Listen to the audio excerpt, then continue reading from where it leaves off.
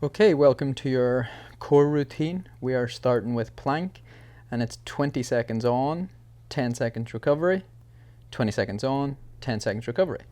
So you're in the plank, try to keep a neutral spine and make sure you're engaging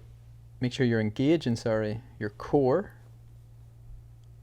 Now I'm doing some leg lifts. So with the core engaged, if you're feeling strong enough, you can alternate leg lifts. Okay, 10 seconds rest, and the next pose will be a side plank.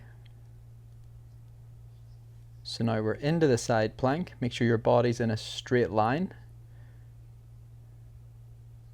And now if you like and you're feeling comfortable, you can do some leg raises.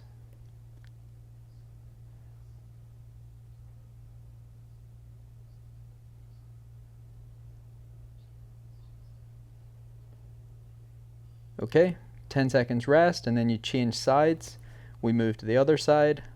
Just like the first side, make sure that your body's aligned, but take your 10 seconds rest. Okay, up into the side plank. And basically the straight line is you don't want to be a banana shape. You want to be nice and straight, core engaged, feel those side obliques working. And again, if you're comfortable, you can do the leg raises. Now some recovery. And now we're moving more to floor-based exercises. So if you're comfortable enough, you can row like I'm doing, or you can just hold it.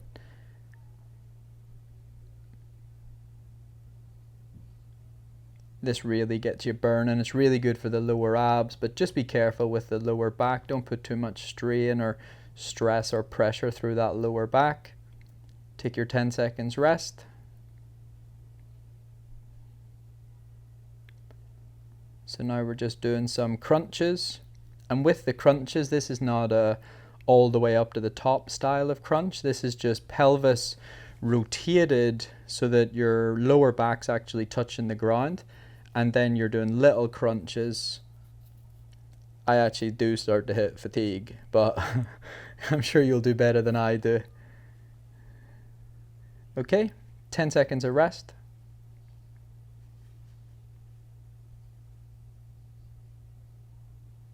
Little toe taps, and this is all about the side obliques. So you're just trying to touch your heel with your hand, and what that does is gets your side obliques working left to right. I just need to check the time, but you've got to keep going. Okay, that's your 20 seconds. 10 seconds rest.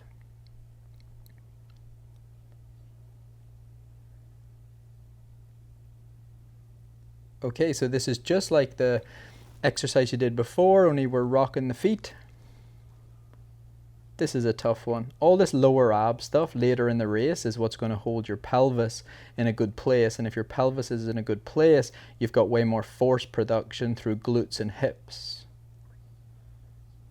Nice. 10 seconds rest.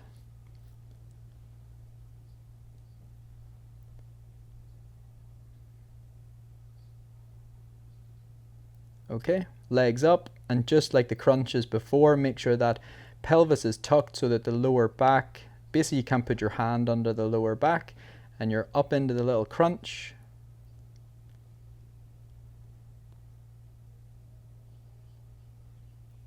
I'm probably rocking too much, but just be careful with the lower back. Okay, so 10 seconds rest, but get yourself up. This time we're going to do up and down plank.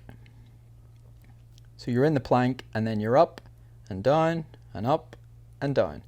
Again, make sure you've got that straight line. Make sure you've got control. If you find the first plank difficult, then just remain in plank. And you don't need to do the up and down.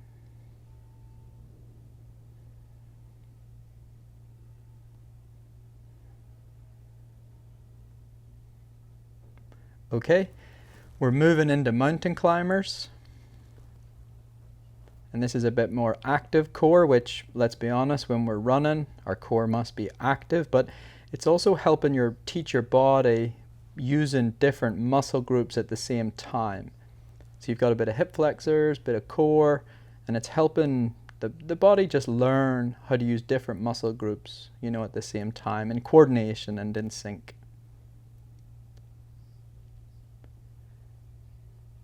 Okay, so we're almost done. This is probably the most advanced. And you're up, and you do a little crunch at the end. So up on the elbows and the shoulders. Make sure you're putting most of the weight through your shoulders. Little crunch. You don't have to go all the way up. If you want to just do crunches, that's absolutely fine. But look, that's a job well done. Try to repeat this as much as you can and repeat it consistently through the week. Doesn't have to be super advanced, and that's really going to help you in races.